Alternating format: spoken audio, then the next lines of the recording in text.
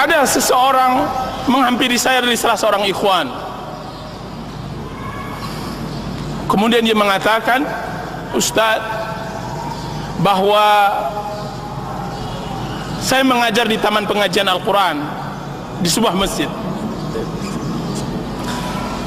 masjid. Kemudian setelah selesai salat maghrib dan saya disibukkan untuk mengisi pengajian di masjid kecil tersebut, semua orang berangkat, tinggal satu orang.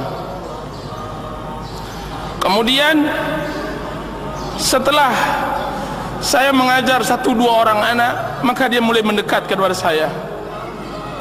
Kemudian dia mengatakan, Ustaz, dan dia adalah ustaz mengajar Al-Quranul Karim. Ustaz, saya ingin bertanya tentang bentuk solat saya. Untuk solat saya, apa kata ustaz tersebut? Apa yang terjadi pada solat bapak? Kemudian dia mengatakan, saya solat yang satu solat 2 rakaat yang saya lakukan, saya harus mengganti, atau 4 atau 2 rakaat yang saya lakukan, setiap 2 rakaat tersebut saya harus mengganti pakaian saya karena basah dengan air mata. Basah dengan air mata.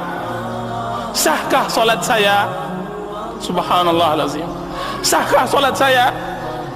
Pertanyaan yang baru datang, yang tiba-tiba datang kepada ikhwan kita tersebut, yang membuat dia tidak bisa sembarang menjawab. Kalau seandainya dia tanyakan apa hukum menggerak-gerakkan jari dalam solat, dia akan menjawabnya. Kalau seandainya ditanyakan tentang masalah sedekap atau lepaskan isdal, maka dia akan menjawabnya. Kalau seandainya ditanyakan apakah menjaharkan bismillah atau tidak, dia akan menjawabnya. Akan tetapi pertanyaan dalam bentuk lain. Saya salat dalam keadaan setiap selesai rakaat saya harus mengganti pakaian saya karena air mata saya terus mengalir. Sahkah salat saya? Benarkah salat saya seperti salat Rasulullah SAW? Ikhwan tersebut datang kepada saya pada hari pertama kali saya datang di daerah tersebut. Kemudian saya katakan, temukan saya dengan bapak tersebut. Temukan.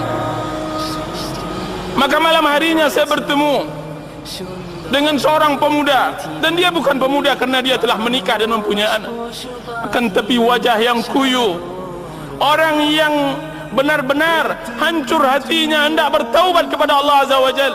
Dia mengatakan, Ustaz, saya developer dan saya telah menjual dan saya telah infakkan semua harta saya, tinggal Cup 70 Honda Cup 70 di depan rumah ini, dan saya takut akan azab Allah.